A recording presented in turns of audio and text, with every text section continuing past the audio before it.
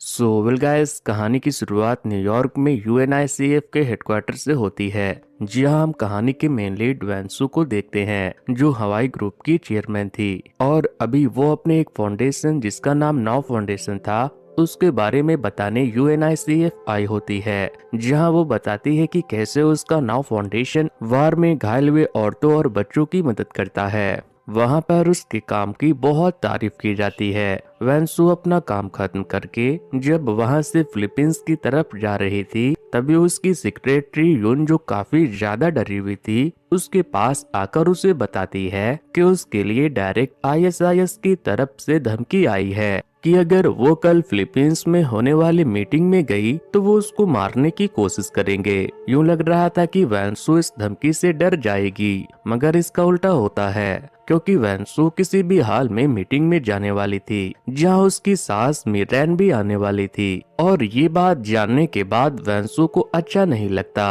और उसका मुंह बन जाता है क्योंकि वो अपनी सास को कुछ खास पसंद नहीं करती थी। वहीं हम फिलीपींस में डुयोन नाम के एक आदमी को देखते हैं और यही हमारे कहानी का दूसरा मेन लीड है। अभी वो एक कैसीनो के वॉशरूम में आकर वहां के दो गुंडों को बात करते हुए सुनता है, जिसमें एक गुंडा कह रहा था कि मिस्टर एल वापस आ रहे हैं, जिन्होंने 3 महीने पहले एक ऑफिसर को मारने का काम करवाया था और अब उन्हें किसी और को पास के ही एक होटल में मारने की सुपारी मिली है। सब सुनने के बाद डुयोन काफी ज्यादा परेशान होने लगता है क्योंकि असल में 3 महीने पहले जिस ऑफिसर की मौत हुई थी वो डुयोन का बचपन का दोस्त था और डुयोन, जो असल में खुद एक पुलिस ऑफिसर था, वो अपने दोस्त की मौत के बारे में जानने के लिए ही आया था। जिसके बारे में परेशान होते हुए डुयोन सोचने लगता है। तभी हमें फ्लैशबैक का सीन दिखाया जाता है जहां हम एक मास्क वाले आदमी को कैसीनो के पीछे जिह्योक नाम के एक ऑफिसर को मारते हुए देखते हैं, जो जिह्योक को लात घूंसे से मारने के बाद अचानक से अपने पास से एक ब्लेड निकालता है और जिह्योक को मार देता है।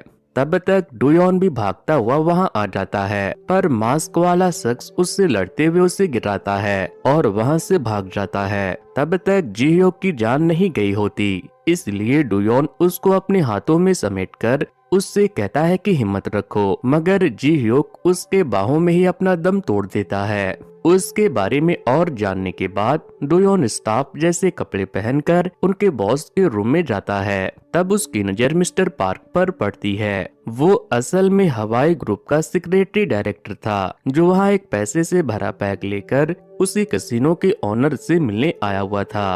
पार्क उससे कह रहा था कि वो फ्लावर शॉप की डिलीवरी करने आया है और यही सेम वर्ड उस किलर ने भी उस रात भागते हुए किसी को कॉल करके कहा था। इसका मतलब साफ था कि हवाई ग्रुप का जिह्योक की मौत से कोई न कोई लेना देना जरूर था।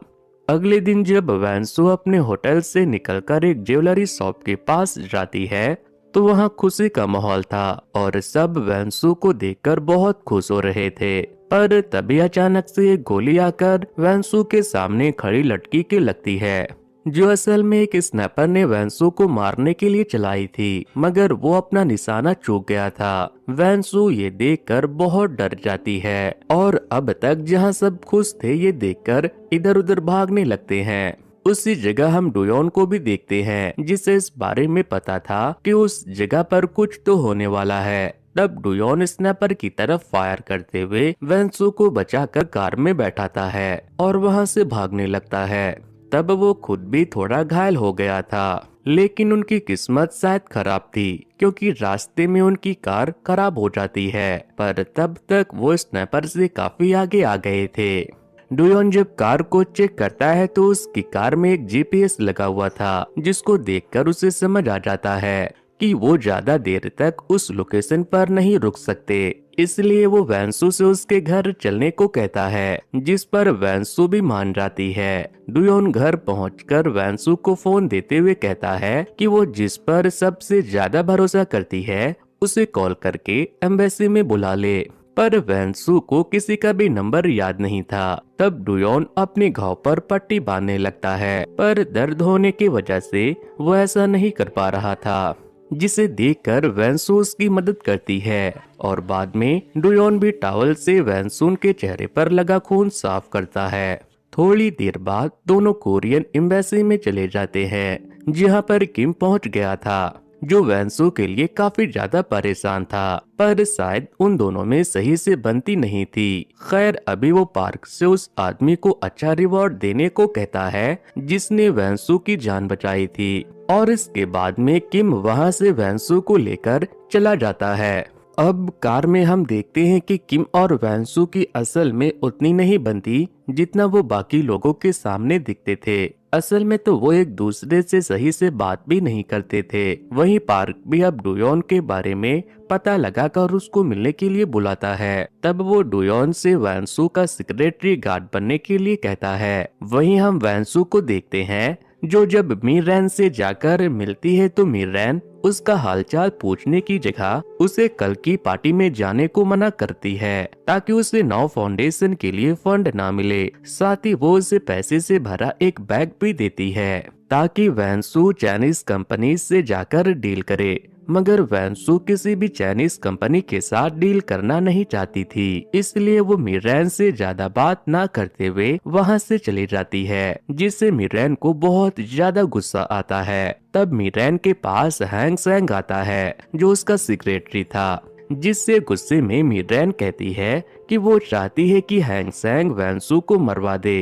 खैर वापस से सीन डुयोन पर आता है, जो अपने रूम में बैठकर अपने पेट पर बने एक निशान को देख रहा था। तभी कहानी पास्ट में शिफ्ट हो जाती है, जिससे हम जान पाते हैं कि एक इस समय पर डुयोन की दोनों किडनी खराब हो गई थी। तब जियोक ने उसे अपनी एक किडनी देकर बचाया था, और जब दोनों ठीक हो गए थे तब दोनों ने एक दूसरे से वादा किया था कि वो एक दूसरे का साथ कभी नहीं छोड़ेंगे। प्रेजेंट में डुयोन को एक और पल याद आता है, जब पार्क ने उससे बात करते हुए कहा था कि उसे शायद फ्लावर शॉप के लिए काम करना चाहिए, जो हवाई ग्रुप का ही कोड नेम था, और हो सकता था कि हवाई ग्रुप का जिह्योक के मौत के साथ कोई लेना देना हो। इसलिए डुयोन हवाई ग्रुप के लिए काम करने के लिए मान जाता है। अगले दिन वैंसू प्रेस कॉन्फ्रेंस में जाकर ISIS की धमकी के बारे में बता देती है। साथ ही वो ये भी बोलती है कि उसके लिए उसका काम बहुत ही ज्यादा इम्पोर्टेंट है और वो किसी से नहीं डरने वाली। मीरैन ये न्यूज देखते हुए गुस्से में टीवी ही तोड़ देती है, क्योंकि वैंसू उसकी बात कभी नहीं सुनती थी। प्रेस कॉन्फ्रेंस के बाद वैंसू से मिलने टायरा नाम की एक लड़की अपने बेटे के साथ आती है, जिसे देखकर वैंसू को अपने बेटे की याद आ गई थी, जो बहुत पहले एक एक्सीडेंट में मारा गया था। खैर पार्टी में जाने से पहले वैंसू के पास पार्क डुयोन को लेकर आता है, जो अब उसका बॉडीगार्ड था। उसको देखकर वैंसू को याद आ जाता है कि ये वही इंसान है जिसने उसकी जान बचाई थी, इसलिए वैंसू काफी खुश होती है। वैंसू किम के साथ पार्टी में जाती है, जहां वो उस समय को याद करने लगती है जब वो बहुत ज्यादा गरीब थी। तब पास्ट के समय में हम देखते हैं कि वैंसू की माँ बस एक गोल्फ इंस्ट्रक्टर थी और वो मीरैन को गोल्फ कोर्स में गोल्फ सिखाती थी, पर बस एक छोटी सी गलती की वजह से मीरैन ने उसे जॉब से निकाल दिया था। लेकिन वहाँ से जाने से पहले वैंसू की माँ ने वैंसू के लिए एक गोल्फ स्टिक चुरा ली थी, जिसे ले जाकर वो वैंसू को दे देती है और कहती है कि अब तुम्हें एक प्रो गोल्फर बनना है। जिसके बाद वो रोज वैंसू को अपने साथ गोल्फ कोर्स में लेकर जाती थी और बाद में वैंसू ने बहुत नाम कमाया और कई कंपटीशन भी जीती। तब तक 20 साल बीत गए थे और वैंसू US में एक कंपटीशन जीतकर 280 मिलियन वॉन जीतकर घर वापस आई थी। पर जब वो अपने घर के बाहर पहुंचती है तब उसकी माँ को कुछ लोग पैसे के लिए काफी परेशान कर रहे थे, क्योंकि उसकी माँ को तब तक जुआ खेलने की आदत लग चुकी थी और बीते कुछ सालों में उनके ऊपर काफी कर्ज हो गया था, जो जानकर वैंसू गुस्से में अपना सारा पैसा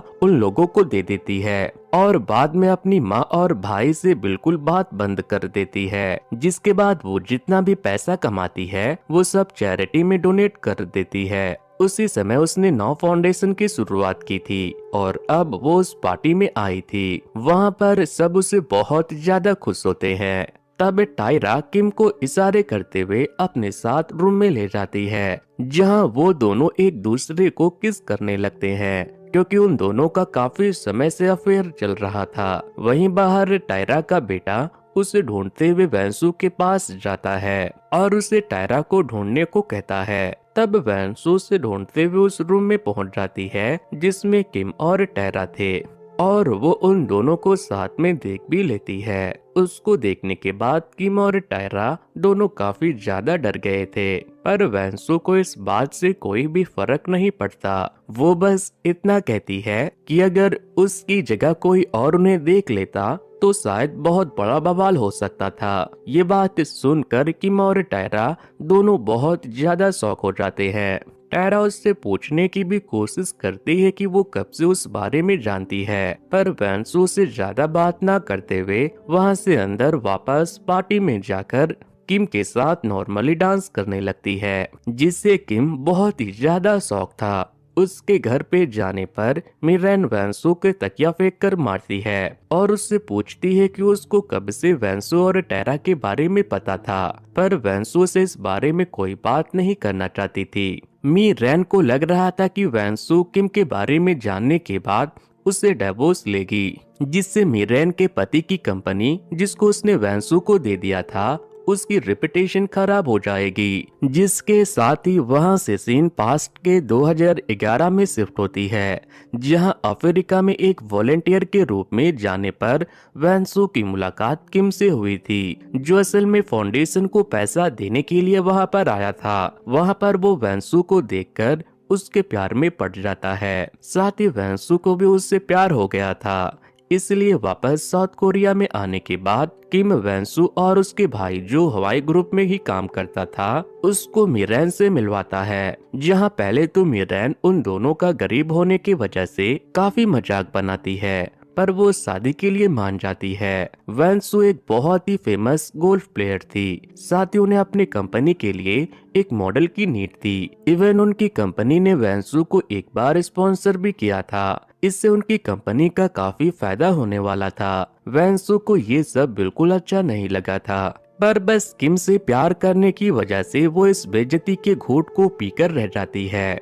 उसके वहां से जाने के बाद मिरेन वैंसू के भाई योनसू से एक एग्रीमेंट साइन करवाती है, जिसके अकॉर्डिंग वो अपनी माँ के बारे में किसी को नहीं बता सकता था, क्योंकि मिरेन उसे कहीं भेज रही थी और योनसू का सबसे यही कहना था कि उसने खुद अपनी माँ को यूएस में शिफ्ट कर दिया है। अब जब सीन प्रेजेंट में शिफ्ट होती है तो वैंसू को बहुत बुरा लग रहा था। वो बहुत ही ज्यादा ड्रिंक कर लेती है, जिससे अब उसे चला भी नहीं जा रहा था। तब डुयोन जो उसके पास ही था उसको उसके रूम लेकर जाता है, जहां वैंसू से पूछ लेती है कि क्या वो आज की रात उसके साथ बिताएगा। ये सुनकर डुयोन काफी शर्मा जाता है, पर वो इस बात को जानता था कि वैंसू नशे में है, इसलिए वो ऐसा कह रही है। जिसके बाद डुयोन उसे उसके रूम में छोड़ देता है और बाहर आकर पार्क के साथ अपने रूम को देखने जाता है, जहां पार्क उससे पूछता है कि तुम अपने दोस्त के बारे में जानने के लिए फिलीपींस गए थे, तुम्हें कुछ पता चला क्या?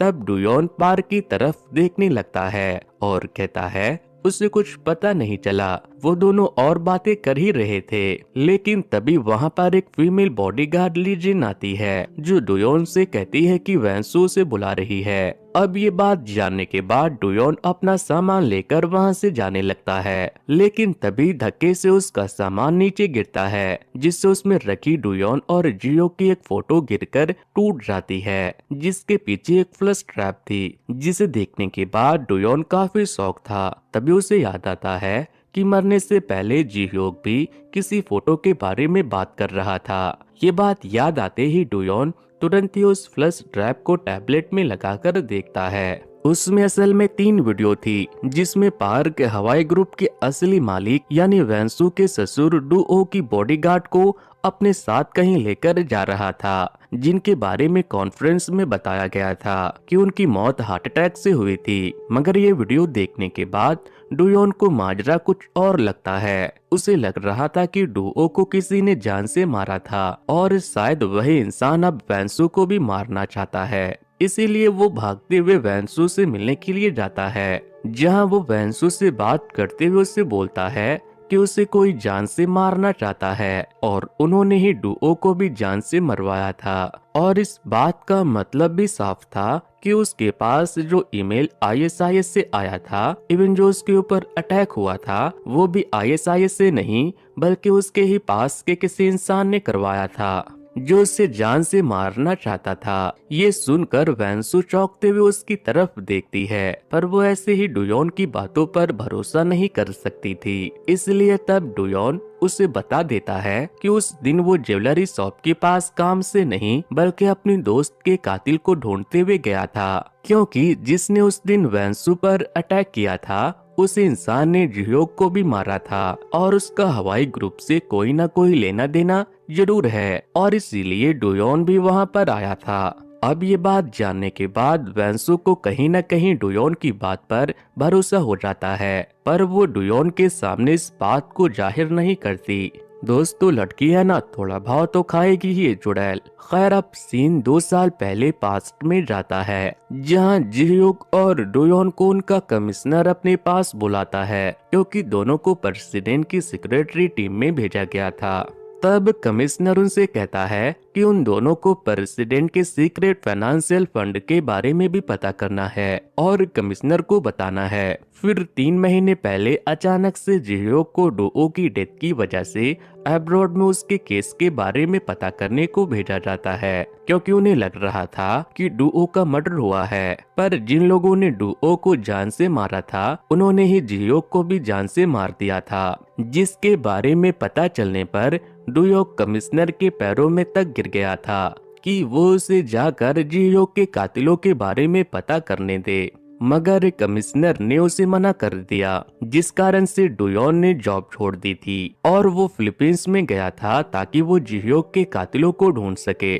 प्रेजेंट में वैंसू ह्योनसू के पास जाकर उससे कहती है कि अब से वो उसके कंपनी में मिरैन के कहने पर मनी लॉन्ड्रिंग के काम नहीं करेगी। ये काम ह्योनसू वैंसू से छुपकर करता था, पर क्योंकि अब वैंसू को इस बारे में पता चल गया था इसलिए ह्योनसू वहां से चला जाता है। आगे वो वहां से डुयोन से टायरा के घर पे जाती है, जहां टायरा को लग रहा था कि अब वैंसू किम को डिवोर्स दे देगी, पर वैंसू से बोलती है कि वो ऐसा नहीं करने वाली, और उसे टायरा के बच्चे को देखने के बाद से ही पता था कि टायरा और किम का काफी समय से अफेयर चल रहा है और वो बच्चे भी किम के हैं। तब वैंसू से बहुत सारे पैसे ऑफर करती है ताकि वो वहां से चली जाए, लेकिन टायरा इसके लिए साफ मना कर देती है। वो जानती थी कि वैंसू का बेटा मर गया था और वैंसू के बाद कोई भी उस कंपनी को चलाने के लिए नहीं था, इसलिए टायरा का बेटा ही हवाई ग्रुप का मालिक बनने वाला था। मगर वैंसू टायरा की इस सोच के बारे में भी पहले से जानती थी, इसलिए वो वहां से जाने लगती है। टायरा को लग रहा था कि वैंसू किम से बहुत ज्यादा प्यार करती है, इसलिए वो ऐसा कर रही है। वो उसे रोकती है और बोलती है कि किम ने वैंसू से शादी इसलिए नहीं करी थी क्योंकि वो उसको पसंद करता था।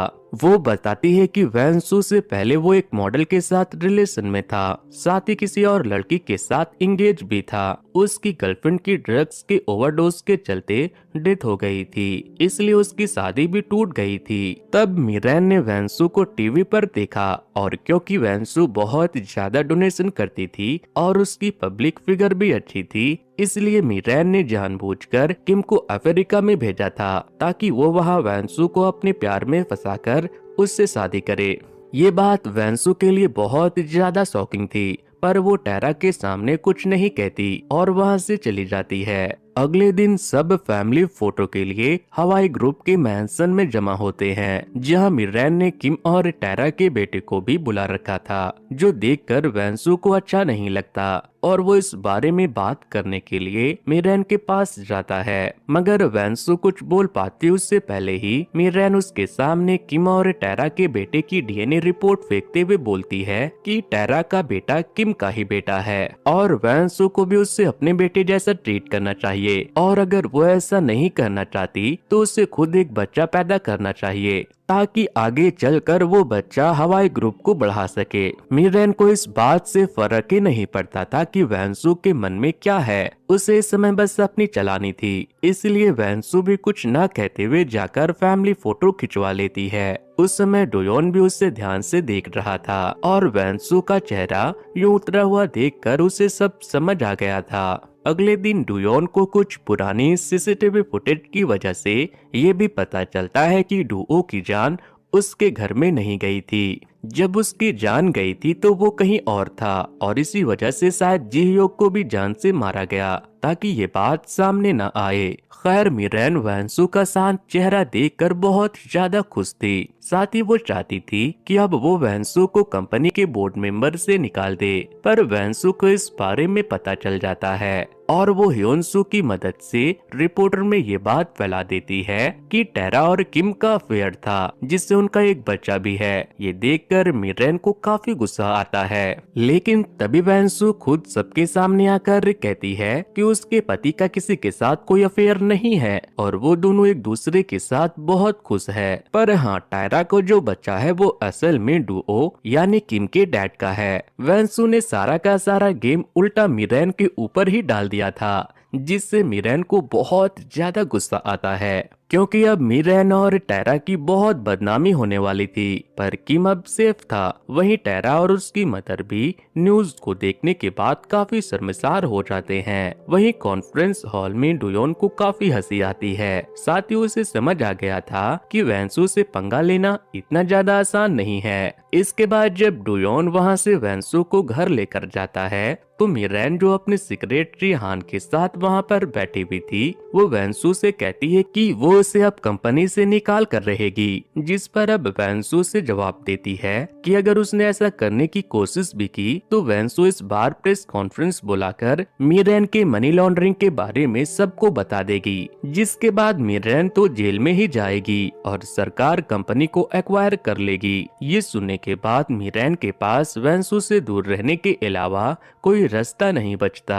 अब कुछ दिनों के बाद हवाई हाउस में वैंसू के कहने पर टेरा और उसके बच्चे को भी बुलाया जाता है, जहां वैंसू उसको अपने साथ एक रूम में लेकर जाती है और उससे कहती है कि बेशक से वो उसकी नाजायज सास है, पर वो सबके साथ खाने के टाइम पर नहीं बैठेगी और न ही वो उसको कहीं भी घर में उसके आसपास दिख जाए, जिससे टेरा को भी समझ आ गया था कि शायद वैंसू ने गुस्से में उसे निकालने के लिए वहां बुलाया है। रात में हम देखते हैं कि वैंसू जब जॉगिंग करने जाती है तो भी डुयोन उसके पीछे पड़ जाता है, जहां वो उससे वैंसू से बात करते हुए अब पूछ ही लेता है कि इतना सब हो जाने के बाद भी वो किम से डिवोर्स क्यों नहीं लेना चाहती। तब वैंसू डुयोन को देखते हुए बताती है कि डुओ के मरने के पहले वैंसू का बेटा मारा गया था और तब तक वैंसू को किम के अफेयर के बारे में भी पता चल गया था। पर एक समय पर डुओ ने उसको अपने पास बुलाया था और कहा था कि वो प्लीज किम से डिवोर्स ना ले, क्योंकि डुओ अपने घर में किसी पर भी भरोसा नहीं करते थे। उन्हें अच्छे से पता था कि सब कितने लालची है। वो बस वैंसू पर भरोसा करते थे और चाहते थे कि वैंसू उनको कंपनी को संभाले, इसलिए मरने से पहले उन्होंने ही वैंसू के नाम पूरी कंपनी कर दी थी। ये सब पता चलने पर डुयोन भी वैंसू को बता देता है कि जिसने भी डुओ को मरवाया है वो अंदर का ही कोई आदमी है, इसलिए वैंसू को भी बचकर रहना चाहिए। अगले दिन हम देखते हैं कि वैंसू को तोड़ने के लिए अचानक से मीरेन उसे अपने पास बुलाती है और उसे उसकी माँ की फोटो दिखाती है, जिसके पागल होने की वजह से मीरेन ने उसे कई सालों से एक असाइलम में जानवरों की तरह रखा हुआ था, जिसके बारे में बस ह्योनसू को पता था। पर नॉन डिस्क्लोजर एग्रीमेंट की वजह से वो भी इस बारे में वैंसू को नहीं बता सकता था। आज मीरेन वैंसू को ये बात इसी वजह से बता रही थी क्योंकि शायद जल्दी ही उसकी माँ मरने वाली थी। ये बात सुनकर वैंसू बहुत ज्यादा उदास हो जाती है और जल्दी से उस असैलम की तरफ जाने लगती है जहाँ उसकी माँ को रखा गया था। वहाँ जाने पर उसको एक सीन याद आता है कि उसकी माँ ने काफी लोगों से पैसे उधार लिए हुए थे और वो लोग जब भी घर पर आते थे तो वेंसू की मदर डॉग हाउस के अंदर छुप जाती थी। तब वेंसू को ही उन लोगों से लड़ना पड़ता था। वो लोग वेंसू को बहुत मारते थे, पर उसके बावजूद भी वेंसू की माँ डॉग हाउस से बाहर नहीं आती थी। पर उन्होंने एक दिन वेंसू को यूएस जाने के पैसे दिए थे। उसी वजह से वेंसू और ज्यादा फेमस हो गई थी। अपनी मॉम के रूम में जाने पर जब वेंसू से मिलती है तो उसकी माँ उसे पहचान नहीं पाती और उससे कहती है कि इस जगह पर पहुंचने से पहले उसने अपनी बेटी को बहुत ज्यादा परेशान किया था और वो उससे माफी मांगना चाहती है। ये सुनकर वेंसू बहुत ज्यादा इमोशनल हो गई थी, पर वो अपनी माँ को माफ कर पाती उतने में उसकी माँ मर जाती है, जिससे वेंसू पूरी तरह से टूट गई। वो रो रही थी। तब डुयोन अंदर आकर सारी सिचुएशन को समझता है और वेंसू को हग कर लेता है और बाद में वहाँ योनसू भी आ जाता है, जो वेंसू को उसके घर में वापस जाने को कहता है, क्योंकि अगर रिपोर्टर वेंसू को वहाँ देख लेते तो उनकी कंपनी की बहुत बदनामी हो सकती थी। इसलिए ह्योनसू को मिरैन ने यहाँ भेजा था ताकि वेंसू वापस घर में आ सके। घर में वापस जाने के बाद वेंसू मिरैन से नेक्स्ट डे अपनी माँ के फ्यूनरल में जाने को पूछती है, जिस पर मिरैन उसे साफ मना करते हुए कहती है कि कल उन्हें एक जरूरी मीटिंग में जाना है जो बहुत ज्यादा जरूरी है। अगर वेंसू फ्यूनरल में जाएगी तो उनका बहुत ज्यादा नुकसान हो जाएगा। वेंसू को इससे बहुत ज्यादा बुरा लगता है, पर वो जानती थी कि इससे डुओ जो चाहते थे उस पर भी इफेक्ट पड़ सकता है, इसलिए वो अपने दिल पर पत्थर रखकर न जाने के लिए मान जाती है। डुयोन को अगले दिन जब इस बारे में पता चलता है कि वेंसू उसकी माँ के फ्यूनरल तक में नहीं जा पा रही है तो उसे वेंसू के लिए बहुत बुरा लगता है और वो वेंसू को मीटिंग के दौरान देखकर बस उसके लिए उदास हो रहा था। वापस आने के बाद वेंसू अपनी माँ की एसेस को देखकर उदास हो जाती है। तभी अचानक से उसके दिमाग में कुछ आता है और वो डुयोन से कहीं चलने को कहती है, पर वो नहीं चाहती थी कि वो जिस जगह पर जा रहे हैं उस जगह के बारे में किसी को भी पता चले। इसलिए तब डुयोन अपनी कार में लगा जीपीएस निकाल कर ऑफ कर देता है और साथ ही वो दोनों अपना अपना फोन भी ऑफ कर देते हैं, पर उन्हें जाते हुए कोई देख रहा था। खैर थोड़ी देर के बाद जब सबको पता चलता है कि वेंसू गायब है तो सब उसे ढूंढने में लग जाते हैं। वहीं हम वेंसू को देखते हैं जो डुयोन को अपने पुराने घर में लेकर आई थी। जहां आने के बाद वेंसू अपने पुराने समय को याद करने लगती है। तब डुयोन उसे कन्फ्रंट करने के लिए उसके बालों में एक फूल लगाता है। तब वेंसू रोते हुए उसे बताती है कि उसका बेटा उसके साथ बहुत समय बिताना चाहता था, लेकिन काम की वजह से वो उसके साथ समय नहीं बिता पाई और अब वो दुनिया में नहीं है, जबकि बाहर की दुनिया के लोगों को लगता है कि वो स्विट्जरलैंड में है। सब सुनने के बाद डुयोन वेंसू के सर को अपने कंधे पर रख लेता है और उसे शांत करवाने की कोशिश करने लगता है। उसी समय हम दूर किसी को देखते हैं जो उन दोनों की उस हालत में फोटो खींच रहा था, पर उसका चेहरा हमें अभी नहीं दिखाया जाता। खैर अब वेंसू डुयोन के साथ एक बोट से पानी के बीचों बीच आती है और अपनी माँ की अस्थियों को पानी में बहाते हुए उनसे कहती है कि वो उसे माफ कर दे, क्योंकि वो उनके फ्यूनरल पर नहीं आ पाई। उसने उन्हें माफ कर दिया है, पर वो उन लोगों को माफ नहीं करेगी जिन्होंने वेंसू की माँ को असाइलम में रखा था। घर में हम मिरैन को देखते हैं जो डुयोन और वेंसू की फोटो देख रही थी, जिसका मतलब साफ था कि उसने खुद ही किसी को वेंसू और डुयोन के पीछे लगाया हुआ था। फिर घर वापस आने के बाद किम गुस्से में सबसे पहले डुयोन को पंच मारता है और बाद में उसे जॉब से निकाल देता है, पर वेंसू ऐसा करने से साफ इनकार कर देती है। वहीं हम मिरैन को देखते हैं जो खुद भी किसी वजह से पार्क से मना कर रही थी कि वो भी डुयोन को काम से ना निकाले, किम को वो खुद संभाल लेगी। वहीं हम डुयोन को देखते हैं जिसके पास वेंसू आकर उससे माफी मांगती है। तब डुयोन उसको उसकी बनने को कहती है, क्योंकि वो कहीं न कहीं वेंसू से प्यार करने लग गया था और उसे पसंद नहीं था कि वेंसू को कोई भी हर्ट करे। वेंसू ये सुनने के बाद शर्मा जाती है। कहीं न कहीं वो भी डुयोन को पसंद करती थी, पर अभी बहुत कुछ था जो उससे ज्यादा इम्पोर्टेंट था, इसलिए वो डुयोन से सबसे पहले उन लोगों के बारे में पता लगाने को कहती है जो डुओ और जिह्योक के कत्ल के पीछे थे। दूसरे रूम में हम मिरैन को देखते हैं जो किम को मारते हुए उससे बोलती है कि उसे डुयोन से माफी मांगनी चाहिए, क्योंकि वो बस वेंसू के साथ उसकी माँ के एसेस को बहाने गया था। और अगर किम की हरकत की वजह से वेंसू ने डिवोर्स लेकर सच में उनके मनी लॉन्ड्रिंग के बारे में सबको बता दिया, तो उनके पास एक फूटी कौड़ी तक नहीं बचेगी। तब किम मुझसे पूछता है कि उन्हें कुछ न कुछ तो करना पड़ेगा। इस पर मिरेन कहती है कि वो जल्दी ही वेंसू को जान से मार देगी। वहीं अभी डुयोन वेंसू को वो वीडियो दिखा रहा था जिसमें डुओ की बॉडी कहीं और से लाकर घर में रखा गया था, जबकि उनकी डेथ कहीं और हुई थी। ये देखकर वेंसू भी काफी शॉक होती है, पर अभी वो वहाँ से चली जाती है और बाद में किम भी आकर डुयोन से माफी मांग लेता है। अगले दिन डुयोन से रहा नहीं जाता। वो पार्क से ही पूछ लेता है कि उस दिन फिलीपींस में कसिनो में जाकर उन लोगों को इतने सारे पैसे देकर क्यों आए थे, क्या आपने ही जी-होक को जान से मरवाया है? जिस पर पार्क साफ इनकार कर देता है। असल में वो बस कसिनो में जाकर इसी वजह से पैसे देता था ताकि वो लोग कैश में उन लोगों के ब्लैक मनी को व्हाइट मनी में कन्वर्ट कर दे। इस पर डुयोन पहले तो शांत हो गया था। अब पार्क से डुओ के डेथ इंसिडेंट के बारे में भी पूछता है, जिस पर पहले तो पार्क कुछ नहीं बता रहा था, पर बाद में वो गुस्से में बताता है कि हाँ, डुओ की बॉडी को कहीं और से लाया गया था, क्योंकि वो किसी के साथ इंटीमेट होते समय हार्ट अटैक से मर गए थे एंड इसलिए उन्हें वापस लाने के लिए एक एम्बुलेंस का छुपकर सहारा लेना पड़ा था। सब जानने के बाद डुयोन जाकर सब वेंसू को बता देता है और अब डुयोन को लग रहा था कि अगर सच में पार्क का इस सबसे कुछ लेना देना है तो वो डुयोन को भी मारने की कोशिश करेगा।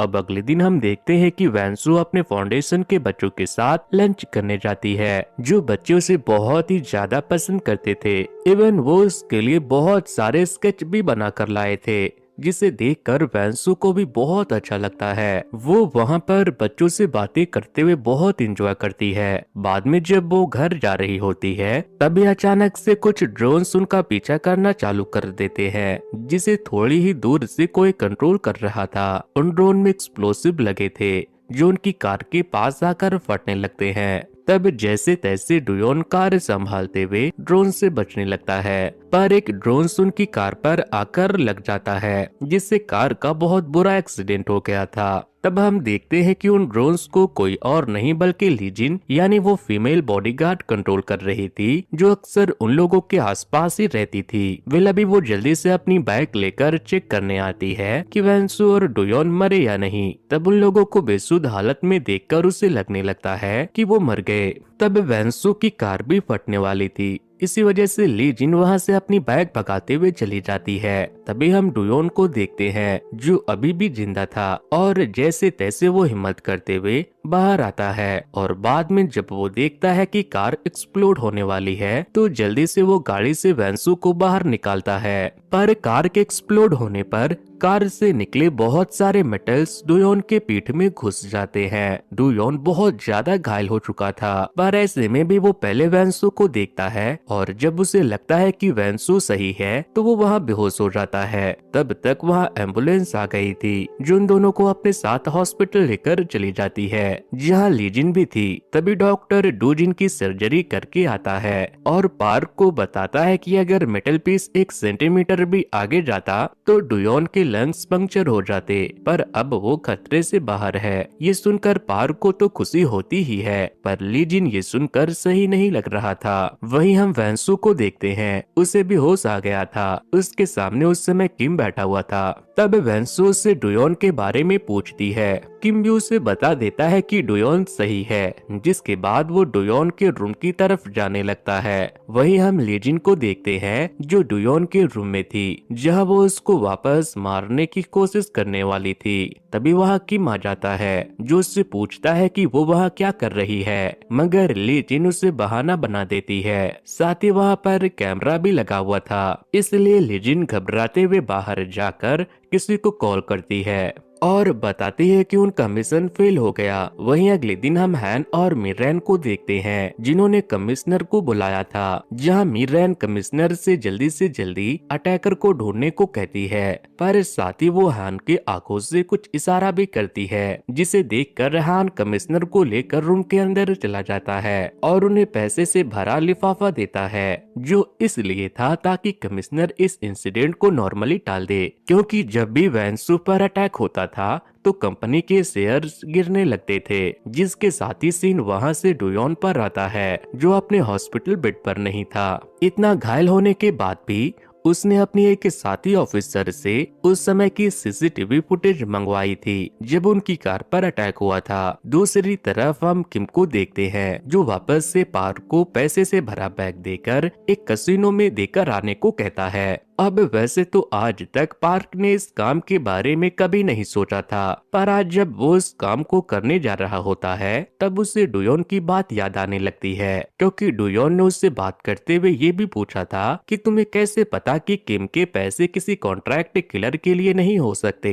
दरअसल में किम उन पैसों से किसी खास काम के लिए फंड जमा कर रहा था, जिसके बारे में हमें आगे जानने को मिलेगा। दूसरी तरफ हॉस्पिटल में जब डुयोन वापस आता है तो गुस्से में वैंसू उसके पास जाती है और कहती है कि तुम खुद को समझते क्या हो, तुम्हारे लंग्स बस 1 सेंटीमीटर से पंचर होने से बचे, और अगर तुम्हें कुछ हो जाता तब क्या होता। डुयोन उसे शांत रहने को कहते हुए उस एरिया का सीसीटीवी फुटेज दिखाता है, पर वैंसू अभी कुछ नहीं देखना चाहती थी, इसलिए वो बस डुयोन को हग कर लेती है। अब क्योंकि वैंसू को मिरेन से अपनी माँ का बदला भी लेना था, इसलिए वो ह्योनसू के पास जाती है ताकि वो उसे कंपनी में हो रहे मनी लॉन्ड्रिंग की फाइल ले सके। तब ह्योनसू से कहता है कि मेरे पास स्कूल तक की डिग्री नहीं है और उसके बाद भी मैं कंपनी का सीनियर अकाउंटेंट हूँ। इसका मतलब यही है कि अगर कभी भी कंपनी में फंड से रिलेटेड कोई भी इशू होगा तो सारा इल्जाम मेरे ऊपर आएगा, क्योंकि वैसे दो फाइल है जिसमें से एक कॉपी मेरे पास है,